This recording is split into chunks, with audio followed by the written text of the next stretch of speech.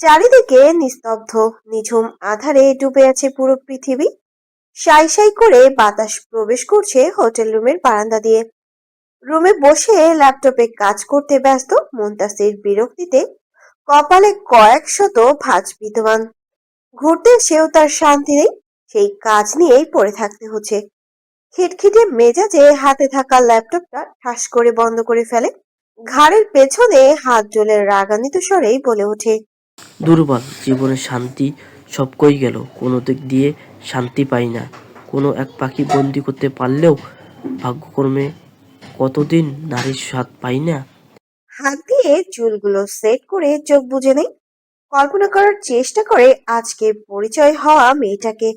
দেখতে সুন্দরী, শরীরের গঠনও মারাত্মক। মুহূর্তেই চক্ষুদয় চকচক করে ওঠে তার।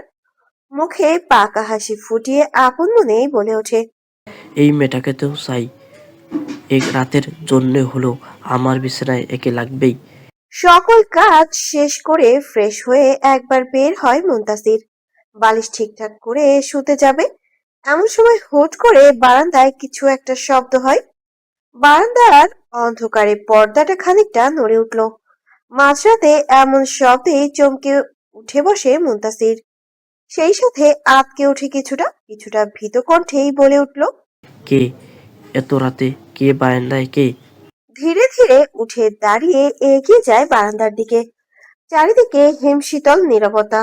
বারান্দার বাতাসে তীব্র শো শো আওয়াজ ছাড়া কিচ্ছু নেই।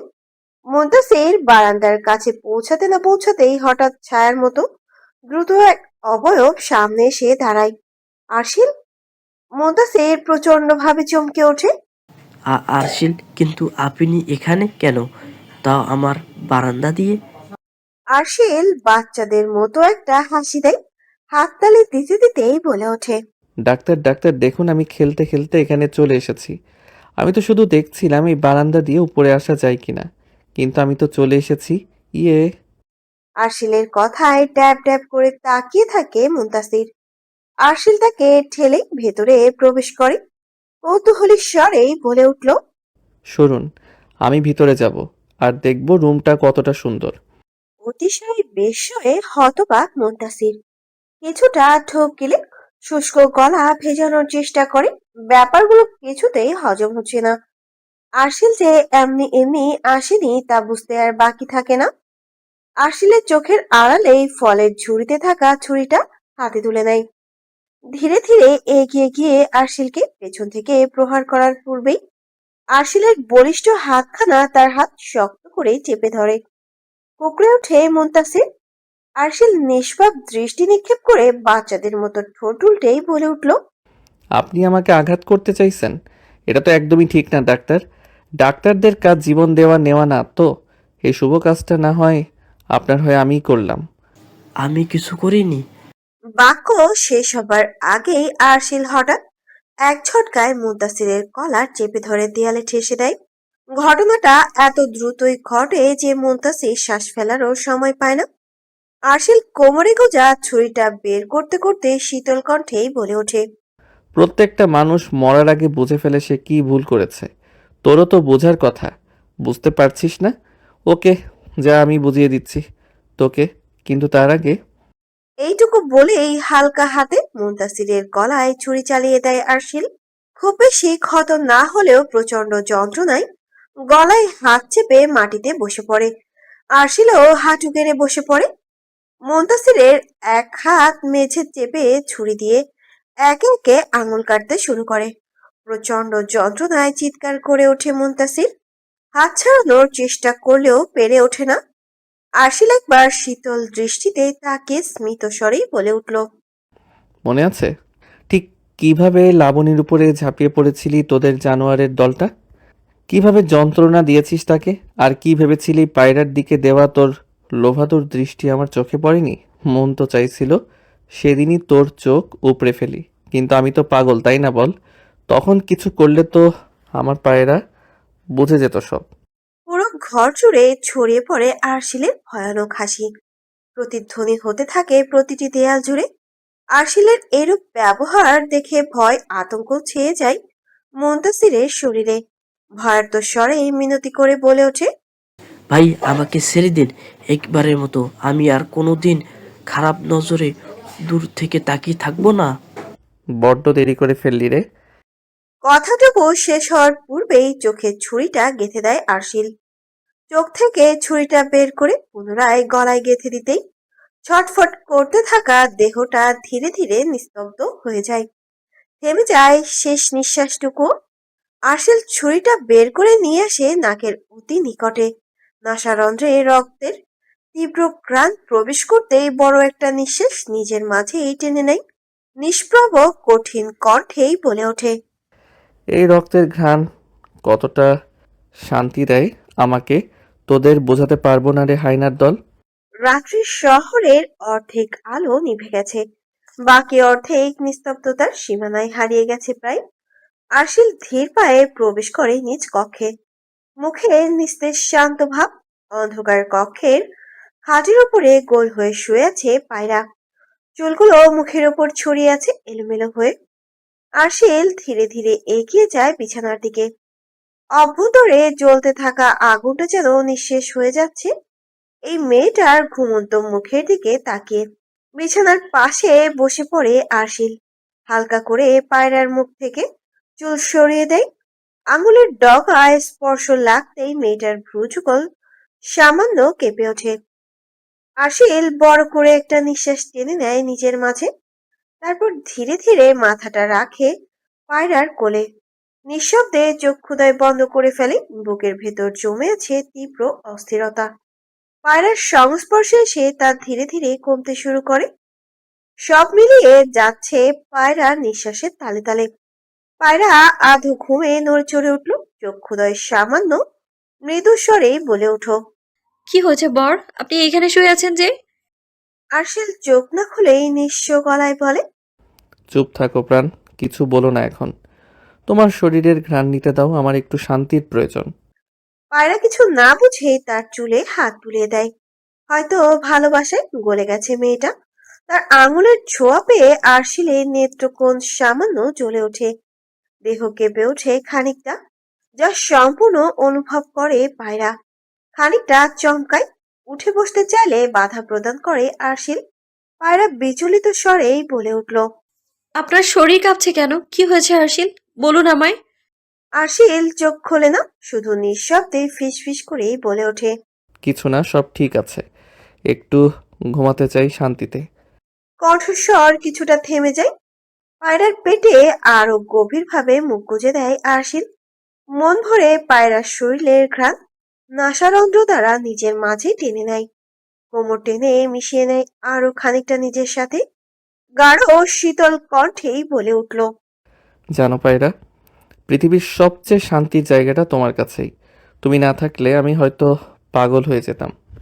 পায়রা কিছু না বলেই শুধু তার মাথায় হাত রেখে আলতো করে হাত বুলিয়ে দেয়। ঘরটা পুরো নিস্তব্ধ। বাইরে হালকা বাতাস বইছে।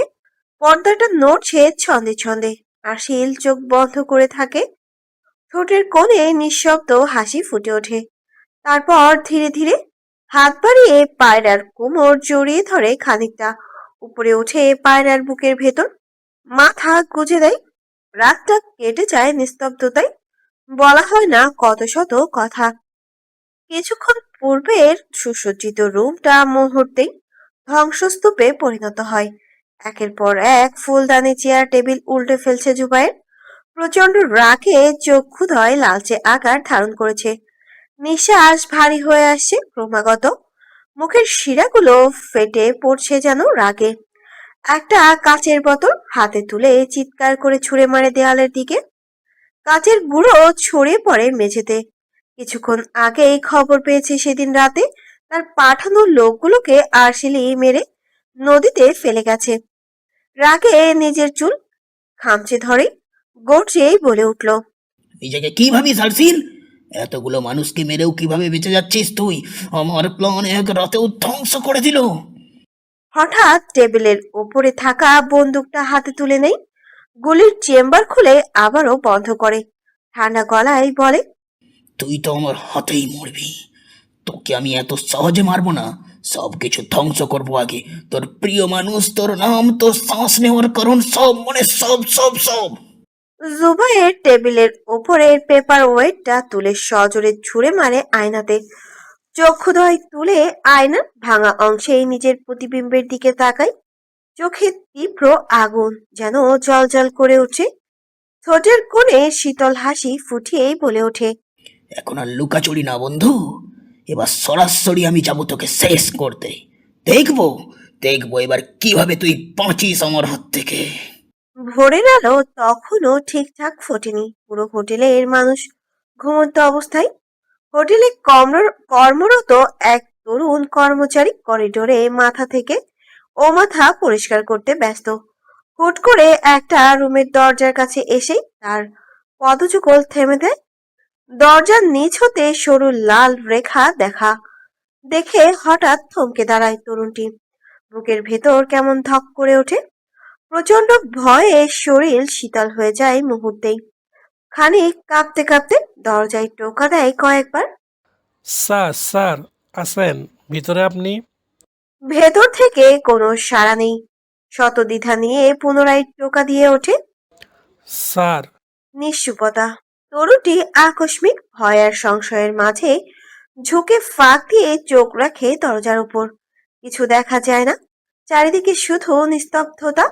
অবশেষে সাহস জুকিয়ে রুম সার্ভিসের মাস্টার চাবি এনে দরজা খুলে ভেতরে প্রবেশ করে। কৌতূহল বশত ভেতরে এগিয়ে যেতেই কণ্ঠনালী গড়িয়ে বেরিয়ে আসে প্রচন্ড চিৎকার। আ রুমের মেঝে রক্তে ভেসে গেছে। মুনতাসিরের নিথর দেহ তখনও পড়ে আছে দেয়ালের পাশে। গলা ও চোখে ছুরির গভীর দাগ। হাতের আঙুলগুলো কাটা অবস্থায় ছড়িয়ে ছিটিয়ে পড়ে আছে মেঝেতেই। ভ্যাপসা গন্ধে ভরে আছে পুরো কক্ষ জুড়ে। অল্প সময়ের ব্যবধানে পুরো হোটেল করিডোরে পুলিশে ভর্তি হয়ে যায়। তামজিদের উপস্থিত হয় ঘটনাস্থলে পর্যবেক্ষণ শুরু করে। ফরেন্সিক টিম মাপঝোঁক করে নিচ্ছে প্রতিটি কোণ। তাদেরই একজন নিচু স্বরে তামজিদের উদ্দেশ্যেই বলে উঠল, স্যার, ঘটনাটা কিন্তু বেশ জটিল। মনে হচ্ছে খুনি ঘটনাস্থলে বেশিক্ষণ ছিল না, কিন্তু তামজিদ কৌতূহলী হয়ে তাকালো। কিন্তু কিন্তু কে? মারার ধরনটা দেখুন স্যার, একবার গলায় একবার চোখে, এরকমটা সাইকোপ্যাথিক প্রবণতার দিকেই ইঙ্গিত দেয়। আর এই ঘটনার সাথে কিন্তু আগের খুনগুলোর ধরনও খুব করে মিলে যাচ্ছে। তামজিদের ধীরে ধীরে চেহারা কঠিন আকার ধারণ করতে থাকে। তীক্ষ্ণ দৃষ্টিতে পুরো ঘর জুড়ে চক্ষুদয় বোলাতেই হঠাৎ রুমের পর্দার কাছে গিয়ে নজর আটকা পড়ে যায়। কৌতূহল বশত এগিয়ে গিয়ে খুব সাবধানতা অবলম্বন করে তা অপর্যবেক্ষণ করে তামজিদ। কিছু আছড়ে পড়া চিহ্ন। হাত বাড়িয়ে ছুঁয়ে দেখে একবার, নখের দাগ। মুহূর্তে এই বাঁকা হাসি খেলে যায় ওষ্ঠের কোণে। শীতল কণ্ঠে বলে উঠল, অবশেষে কোনো একটা ভুল করলে বোধ হয়। শীতল সকালে সূর্য উদয় হচ্ছে আলোক রশ্মি ছড়িয়ে। গাছের ফাঁক ফোকর গলিয়ে একগুচ্ছ আলোক রশ্মি শুয়ে যায় পায়রার মায়াবী মুখশ্রীতে। হুট করেই এমনটা হওয়ায় আখি পল্লব কুঁচকে যায় কিছুটা। পরক্ষণেই অধর কোণে ফুটে ওঠে স্নিগ্ধ হাসি। গায়ের ওড়নাটা আরো কিছুটা জড়িয়ে নেয় নিজের সাথে। পেট জুড়ে ছড়িয়ে আছে হাঁটু সমান চুল। ছোট ছোট কদম ফেলে পুরো বাগান জুড়ে বিচরণ চালাতে থাকে। হুট করে দাঁড়িয়ে নিজের মাঝে টেনে নেয় বড় একটা নিঃশ্বাস। শুদ্ধ নির্মল বাতাসের স্পর্শ পেতেই নেত্রপল্লব বুঝে আসে। ঘুম থেকে উঠেই চলে এসেছে প্রকৃতির এই নির্মল হাওয়া কুড়াতে। আরশিল এখনো ঘুমে। মানুষটা ঘুমোলে তাকে আর ডাকতে ইচ্ছে করে না তার। কি সুন্দর করে ঘুমায়। বারংবার মুগ্ধ হয় সে। এই জীবনে কি মুগ্ধতার রেশ কাটবে তার? উহু, হয়তো না। আর না সে কাটাতে চায়। আকস্মিক নজর গিয়ে ঠেকে অদূরে গাছের ডালে বসে থাকা দুটো চড়ুইতে। জড়সড় হয়ে মিশে আছে একে অপরের সাথে। কিছুক্ষণ অপলক দৃষ্টিতে তাকিয়ে থাকে পায়রা। পরপরই ভ্রু কুঁচকে নিজের সাথে বিড়বিড়ায়, পাখিরাও কি সুন্দর জোড়ায় জোড়ায় মিশে আছে দেখো। আর আমার বর, একটু না হয় ভুল করেই ফেলেছিলাম, তাই বলে এভাবে আদর থেকে একেবারেই বঞ্চিত করে দেবে? একটু আদর করলে কি হয়? নিজের ভাবনায় নিজেই অবাক হয় পায়রা। লজ্জা ছড়িয়ে পড়ে সর্বাঙ্গে। এসব কি ভাবছে সে? তার লজ্জা কোথায় গেল আজ নিজের মনেই আওড়াই। নিজের বেশরম বরের সাথে থাকতে থাকতে কি তুইও বেশরম হয়ে যাচ্ছিস পায়রা? ছি! নিজেকে ধাতস্থ করে নেয়, কিছু সময় ব্যয় করে বাড়ির দিকে এগিয়ে যেতে যেতে নিচু কণ্ঠেই বলল। ভালো হয়ে যা পায়রা। দরজা পেরিয়ে ড্রয়িং রুমে আসতেই নজর ঠেকে ঈশিতার পানে। মুহূর্তেই উৎফুল্ল হয়ে ওঠে পায়রার মন। পায়রার কিছু জানার আছে, যার উত্তর কেবল ঈশিতাই দিতে পারবে হয়তো। খুশিতে গদগদ হয়ে এগিয়ে যায় ঈশিতার নিকট। পাশে বসতেই চোখ ক্ষুদায় উঁচিয়ে তাকায় ঈশিতা। ভ্রু নাচিয়ে ইশারা করে কি অবস্থা। পায়রা এবার কিছুটা দ্বিধান্বিত হয়, আমতা আমতা করেই বলে ওঠে। আপু, তোমায় একটা প্রশ্ন করি। হ্যাঁ করো, তবে দ্রুত বলবে। হ্যাঁ, আমার না আজকে তাড়া আছে ভাবি। দ্রুত খাবার গিলতে গিলতেই জবাব দেয় ঈশিতা। পায়রা কিছুটা উচ্ছ্বাসিত কণ্ঠেই বলে উঠল। আচ্ছা আপু, তোমার ভাইয়া নাকি আমাকে 3 বছর আগে থেকে ভালোবাসে, কিন্তু কিভাবে? হতভম্ব ঈশিতা। পায়রা জানলো কিভাবে এটা? ভাইয়া বলেছে? না হলে তো জানার কথা না। মুখের খাবারটুকু বহু কষ্টে গিলে স্মিত স্বরে বলে ওঠে। 3 বছর আগে ডাক্তার দেখাতে গিয়েই ভাইয়া তোমাকে দেখেছিল, তখন থেকেই ভালোবাসে। আজকে আমি উঠি ভাবি, আমার লেট হচ্ছে। টাটা। কথাটুকু বলেই আর দেরি করে না, ছুটে বেরিয়ে যায় বাড়ি থেকে। মন খারাপেরা এসে হানা দেয় পায়রার মন পিঞ্জিরায়। তার পুরো ব্যাপারটা নিয়ে বড্ড কৌতূহল হচ্ছে। সে জানতে চায় সবটুকু। কি হলো না? কিন্তু হলো না। মনমরা হয়ে নিজের কক্ষের দিকে এগিয়ে যায়। রুমে সে ভ্রু যুগল কুঁচকে যায় পায়রার। আশিল ঘরের কোথাও নেই। ওয়াশরুম থেকে পানির শব্দ পেয়ে বারান্দার দিকে এগিয়ে যায়। বারান্দায় দাঁড়িয়ে কিছুক্ষণ পুরো শহরটাকে নজরবন্দি করে। ইট পাথরের চাকচিক্যতে পাকিয়ে কোলাহল যেন মনকে শান্ত করতেই যথেষ্ট। ওয়াশরুমের দরজা খোলার আওয়াজ পেয়ে ধীরস্থ গতিতে ছোট ছোট কদম ফেলে রুমে প্রবেশ করে। পুনরায় কোথাও আরশিলকে না দেখে এবার অবাক হয় পায়রা। হুট করেই কাঁধে নরম কিছু স্পর্শ পেয়ে স্তব্ধ হয়ে পড়ল পায়রা। পেছন ফিরে মানুষটার দিকে দৃষ্টি নিক্ষেপ করতেই প্রগাঢ় কম্পনে কেঁপে উঠল হৃৎপিণ্ড। শুধু তাওয়াল পরে আরশিল। ভেজা চুল থেকে টপ টপ করে পানি পড়ছে পেশিবহুল উদ্যম বক্ষে। পায়রার ভেতরটা কাঁপছে, অথচ আরশিল ভাবলেশীন হয়ে তাকিয়েছে পায়রার পানে। শুষ্ক গলা খানিকটা ভিজিয়ে নেওয়ার চেষ্টা করে পায়রা। কণ্ঠনালী গলিয়ে বেরিয়ে আসে। এমন অর্ধ উলঙ্গ অবস্থায় কেন দাঁড়িয়ে আছেন বর? তাহলে কি পুরো উলঙ্গ হয়ে যাবো বলছো? আরশিলের এরূপ কথায় কর্ণদর ঝাঁঝা করে ওঠে তার। লজ্জায় খানিকটা জড়সড় হয়ে যায় পায়রা। কিছুটা দূরত্ব বাড়াতে চাইলে যত্ন সহকারে কাছে টেনে নেয় আরশিল। হকচকিয়ে যায় পায়রা। নতমস্তকে কানের লতিতে ভেজা স্পর্শ অনুভব হতেই বিমূঢ় হয়ে পড়ে সে। শ্রবণ শক্তিতে এসে বাড়ি খায় আরশিলের ফিচেল কণ্ঠস্বর। হাহ, আর কত দূরত্ব বাড়াবে প্রাণ? এই দূরত্ব কতটা পীড়া দেয় তুমি জানো? নিজের ভালোবাসার মানুষটা পাশাপাশি থাকার পরও নিজেকে কন্ট্রোল করা কতটা কঠিন এটা বোঝো? হুম, বোঝো না। আরশিলের এরূপ কথায় চুপসে যায় পায়রা। ব্যাপারগুলো সে নিজেও বুঝে, তবে অতিরিক্ত লজ্জায় কখনো নিজেকে প্রকাশ করতে পারে না। সেও চায় আরশিলের সাথে সকল দূরত্ব মিটিয়ে একে অপরের সাথে মিশে যেতে। তবে লজ্জা আর ভয়ে কখনো সাহস করে উঠতে পারেনি। পায়রার নীরবতায় দেখে আরশিলের মুখশ্রী গম্ভীর আকার ধারণ করে মুহূর্তেই। কিছু না বলেই সরে আসতে যায়। সরে আসার পূর্বেই পা উঠিয়ে গলা আঁকড়ে ধরে পায়রা। সকল লজ্জা আর দ্বিধাকে দূরে ঠেলে অধর ছুঁয়ে দিল আরশিলের ওষ্ঠে। পায়রার এহেম কাজে স্তম্ভিত আরশিল। পরক্ষণেই পায়রার কোমর পেঁচিয়ে নিবিড়ভাবে মিশিয়ে নেয় নিজের সাথে। আরো খানিকটা টেনে উপরে উঠিয়ে মুখোমুখি করে পায়রাকে। আরো গভীরভাবে মত্ত হয় পায়রাতে। বিকেলের আকাশে ম্লান নীল রংটা যেন আজ একটু বেশি কোমল। সেই নীলরঙা স্নিগ্ধ আকাশের নিচে নদীর পাড়ে অপেক্ষারত অবস্থায় দাঁড়িয়ে আছে তামজিৎ। কাজের প্রেসার অন্যান্য সবকিছুর মাঝেও ঈশিতার জন্য বরাদ্দ সময়টুকু সে কখনো বাদ দেয় না। হাতের ঘড়ির দিকে দৃষ্টি দিয়ে পুনরায় এদিক সেদিকে তাকাতেই তার দৃষ্টি আটকে যায় কলেজ ড্রেস পরিণীত ঈশিতার পানে। ধীর পায়ে এগিয়ে আসছে ঈশিতা। স্রেফ এক ঝলক দেখলেই চোখের পাতা ভারী হয়ে আসে কেন যেন তামজিদের। মেয়েটা একটু বেশি মায়াবিনী, চোখ ফেরানো দায়। তামজিদ পাশে এগিয়ে এসে দাঁড়াতেই ঈশিতার ঠোঁট পাকিয়ে বলল। তামজিদ পাশে এগিয়ে এসে দাঁড়াতেই ঈশিতা ঠোঁট বাঁকিয়ে বলল। দূর থেকে এভাবে কাকে দেখছিলেন শুনি? কোনো এক পেতনিকে।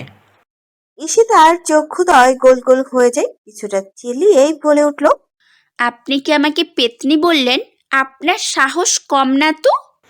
আমি কি কারোর নাম উল্লেখ করেছি? তোমার গায়ে কেন লাগলো ধানি লঙ্কা? তাহলে কি তুমি স্বীকার করছো তুমি আসলেই পেতনি? প্রচন্ড ভাবে রেগে যায় ঈশিতা। নাক ফুলিয়ে তেড়ে এসে চামজিদের পানে ধুমধাম করে কয়েক খাপ বসিয়ে দিতেই মেসেজ স্টোন বেজে ওঠে তামজিদের। ঈশিতার হাত ধরে থামিয়ে কিছুটা নিঃশ্বাস টেনেই বলে উঠল। একটু থামো মেরিমা, আমাকে একটু নিঃশ্বাস নেওয়ার সময় দাও। আমি আপনার মা? ছি! কথাটুকু বলেই রাগে গজগজ করতে করতে সামনের দিকে এগিয়ে যায় ঈশিতা। তামজিদের ঠোঁটের কোণে হাসি খেলে যায়। মেয়েটাকে জ্বালিয়েও শান্তি পায় সে। অল্পতেই ফুলের ঢোল হয়ে থাকে সবসময়। আরো খানিক হেসে মোবাইলে আসা মেসেজটুকু চেক করতেই মুখশ্রী গম্ভীর আকার ধারণ করে। সন্দিহান দৃষ্টি ফেলে ধরে ঈশিতার পানে। সন্দিহান দৃষ্টি ধীরে ধীরে তীক্ষ্ণ হতে শুরু করে। তার মানে ঈশিতা। নদীর পাড়ের শীতল বাতাস ক্ষণে ক্ষণে ছুঁয়ে যাচ্ছে তামজিদের শরীরে। ফোনের স্ক্রিনে ভেসে ওঠা মেইলটা পড়তে পড়তে তার মুখশ্রী বদলে যায় মুহূর্তে। অদ্ভুত তীক্ষ্ণ দৃষ্টি জমাট বাঁধে নেত্রপল্লবে। কিছুক্ষণ আগেও যে হাসছিল, ঈশিতাকে জ্বালাচ্ছিল, সেই মানুষটা এখন সম্পূর্ণ অন্য রূপে দাঁড়িয়ে আছে। অনেকক্ষণ ধরে তামজিদের সারা শব্দ না পেয়ে পেছনে ঘুরে তাকায়। তামজিদকে থম মেরে দাঁড়িয়ে থাকতে দেখে আপনা আপনি ভ্রুযুগল কুঁচকে যায় তার। এগিয়ে যায় তামজিদের নিকট। হুট করেই তামজিদের তীক্ষ্ণ দৃষ্টিতে তাকাতেই হকচকিয়ে যায় ঈশিতা। কিছুটা মিনমিন করেই বলে উঠল। কি হলো? এভাবে তাকাচ্ছেন কেন শুনি? তামজিদ ফোনটা তার দিকে বাড়িয়ে দেয়, কোনো কথা বলে না, শুধু শীতল দৃষ্টিতে তাকিয়ে থাকে ঈশিতার পানে। ঈশিতা নিচু হয়ে স্ক্রিনের দিকে তাকাতেই বক্ষদ্বয়ের মাঝে ধক করে ওঠে। পুরো শরীর প্রচন্ড ভাবে কেঁপে উঠল ওর। ডাক্তারের রিপোর্ট, তাও আবার 3 বছর আগের। এটা তামজিদের কাছে কি করছে? তামজিদের দিকে ভয়ার্ত কণ্ঠে তাকিয়ে কাঁপা কণ্ঠে বলে উঠল। তাম- তামজিৎ? এসব কি সেটা? ডক্টর মুস্তাশিরের তথ্য বের করতে গিয়ে তোমার নাম আসলো কেন? তামজিদের চোখ ভয়ঙ্কর রকম স্থির, নজর নিবদ্ধ ঈশিতার আখি বরাবর। ঈশিতার কণ্ঠ আটকে আসে। আপনি যেমনটা ভাবছেন তেমন না, বিশ্বাস করুন। আপনি ভুল ভাবছেন তামজিৎ। ভুল? রিপোর্টে তোমার নাম জলজল করছে ঈশিতা, তাও বলতে চাইছো আমি ভুল? ঈশিতার কিছু না বলে তামজিদের হাত ধরে তাকে টেনে নিয়ে যায় নির্জন নদীর কিনারে, যেখানে লোকজনের ভিড় নেই। কিছু দূর যেতেই তামজিদ হাত ঝাড়া দিয়ে সরিয়ে দেয়। ঈশিতা কিছুটা অবাক হলেও কোনো বাক্য ব্যয় করে না। তামজিদ রিপোর্টটা সামনে ধরে হিমশীতল স্বরেই বলে উঠল। এসব হাত ধরাধরি পরে হবে, আগে বলো এটা তোমার সই রাইট? তুমি কোন গার্ডিয়ান? আর ডক্টর লিখেছে আর্শিল 3 বছর আগে শারীরিকভাবে সুস্থ হয়ে গেছে, কিন্তু পুরনো স্মৃতি পুরোটাই ছিল না। তুমি এইসব আমাকে আগে জানোনি কেন? আর আর্শিল সুস্থ হলেও বা কেন এমন নাটক করছে? কথা বলছো না কেন? অ্যান্সার দাও ঈশিতা। তামজিদ ধমকে ওঠে।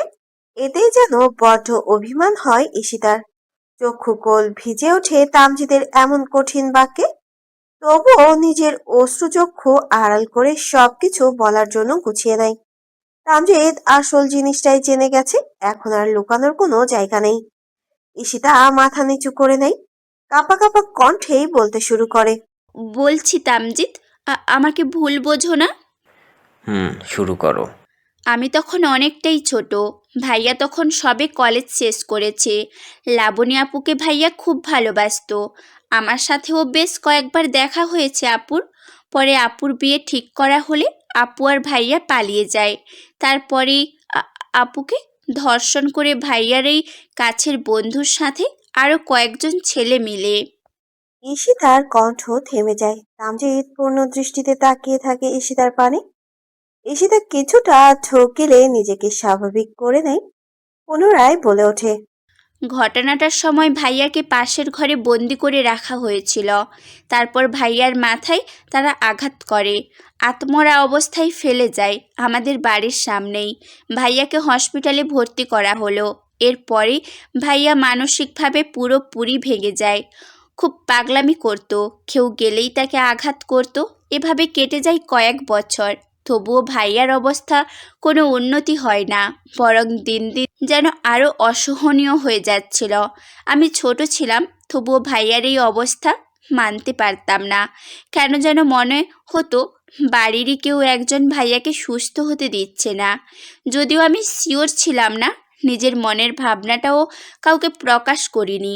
একদিন হুট করে কি মনে করে ভেবে নেই ভাইয়াকে ডাক্তারের কাছে নিয়ে যাব, সুস্থ করেই তুলব। কিন্তু আমার পক্ষে একা তা কখনোই সম্ভব ছিল না। তারপর আমি আমার বেস্ট ফ্রেন্ডের বড় বোনকে বলি হেল্প করতে। ওনাকে সব খুলে বললে উনিও হেল্প করবে বলে জানায়। কিন্তু কাকতালীয় ব্যাপার কি জানেন? তামজিৎ নির্বাক, স্থির। ঈশিতার এরূপ কথার ভেতর কৌতূহলে সে হানা দেয়। প্রশ্নবোধক দৃষ্টিতে তাকাতেই তাচ্ছিল্যের হাসি ফুটে ওঠে ঈশিতার ঠোঁটের কোণে। তামজিদের চোখে নেত্রপল্লব স্থির রেখেই বলে ওঠে, আমার বান্ধবীর ওই বোনের নামও ছিল ঈশিতা, তাই রিপোর্টের নাম একই গার্ডিয়ান হিসেবে উনি সই করেছে। তবে আপুর নাম ঈশিতা হলেও উনি রহমান আর আমার নামের পদবী মির্জা। তাহলে ওই সই তোমার না? না, ঈশিতা আপুরই সইটা ছিল। 1 বছর টানা ভাইয়ার চিকিৎসা চলে, ধীরে ধীরে সুস্থ হতে শুরু করে আরশিল ভাইয়া।